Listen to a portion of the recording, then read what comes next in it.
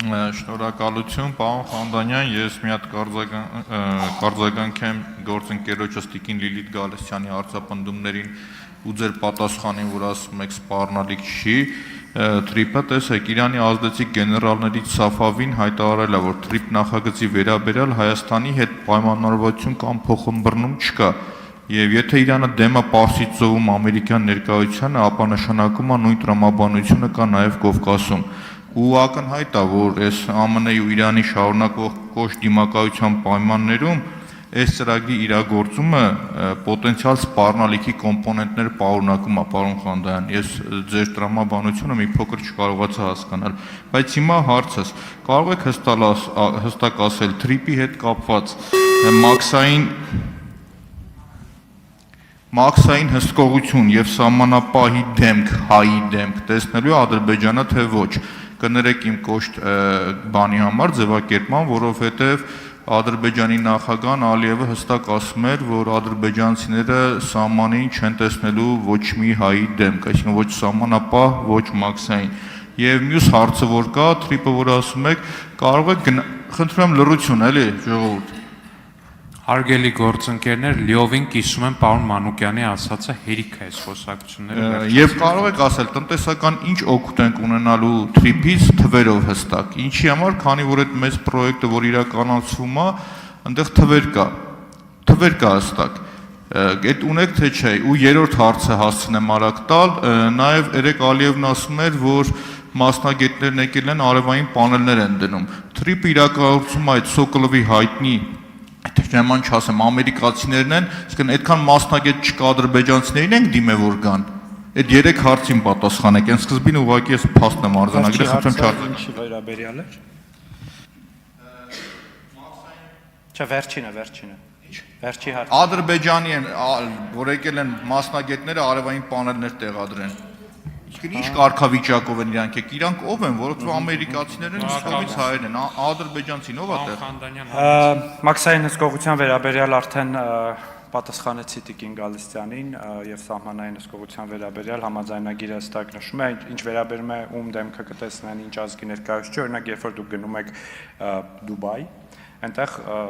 շատ հաճախ, եթե դուք ունեք բիոմետրիկ ազնագիր, որևէ մեկի դեմքն էլ չեք տեսնում, ուղղակի անցնում եք եւ մեր պատկերացումը, նաեւ դա համաձայնագրում է նշված ժամանակակից տեխնոլոգիաների կիրառումն այն, որ հնարավորինս արագ եւ այդ տեխնոլոգիաների կիրառմամբ իրականացվեն եւ նաեւ համաձայնագիրը ենթադրում է, որ տարբեր գործառնություններ կարող են իրականացնել front office, back office տրամաբանությամբ եւ back office-ում բնականաբար միշտ լինելու են Հայաստանի Հանրապետության մաքսային ծառայության, սահմանապահ ծառայության աշխատակիցներ։ Թվային տվյալներ հստակ ցավոք սրտի չեմ կարող ներկայացնել, այդ հարցին չեմ պատասխանի, կարող եք արձանագրել, որ չեք պատասխանում, ինչ վերաբերում է ես արևային պանելների մասին ճիշտ ասած չգիտեմ, ինչ եք նշել։ Ենթադրում եմ հողում եք անում Ադրբեջանի նախագահի երեկվա հայտարարությանը, որ մասնագետները ուսումնասիրել են էներգետիկ ենթակառուցվածքը եւ այդ փոխկապվածության հարցերը, այդ քննարկումը եւ այդ այցը տեղի է ունեցել 2025 թվականի սեպտեմբերի 5-ին, երբ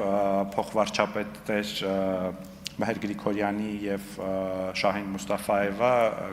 միաժամանակ Ադրբեջանի տարածքում, այնուհետև Հայաստանի տարածքում ուսումնասիրել են տարբեր ենթակառուցվածքներ եւ այդ մասին տրվել է մամուլի հաղորդագրություն։ Այդտեղ երկաթուղու ենթակառուցվածքն է ուսումնասիրել, ճանապարհների վերաբերյալ քննարկում եղել եւ նաեւ էներգետիկ ենթակառուցվածքների մասին։ Դա եղել է 2025 թվականի սեպտեմբերի 5-ին։ Արձագանք Պարոն Խանդայան, ոչ, Նիկոլ Փաշինյանի խոսքերին եմ հղում կատարում, այսօր կառավարությունում այդ հարցը էին տալիս լրագրողները, ինքը փաստել է, որ այդ էներգետիկ մասնագետները եկել են, հարցը վերաբերվում է հենասյուներին, որոնք որ Ադրբեջանի նախագահան ասել է եւ Նիկոլ Փաշինյանն էլ հաստատել է։ Դա մեկ, եւ երկրորդը, եթե չգիտեք, մի հատ այսօրվա մամուլի հաղորդագրությունը ուշադիր նայեք։ Եվ մյուսը որ կա Ալիևի այն հռետորաբանությունը ու Թուրքիայի, որ մեր ատոմակայանը պիտի փակվի։ Եվ ասում եմ մասնագետներ կան, իսկ ատոմակայանը մեր համար ոչ միայն էներգետիկ անվտանգության կոմպոնենտ ունի, այլ նաև ազգային անվտանգության։ ու կարող եմ հիմնավորել դա։ Հիմա նաև դրա վերաբերյալ ձեր դիրքորոշումը մեր ատոմակայանի վերաբերյալ ադրբեջանցիների եւ թուրքերի հռետորաբանության։ Շնորհակալություն։ Ինձ մեկ-մեկ թվում է այս դահլիճում մեկ-մեկ Բաքվի ռադիոն են միացնում։ Իսկ ինչ է ասում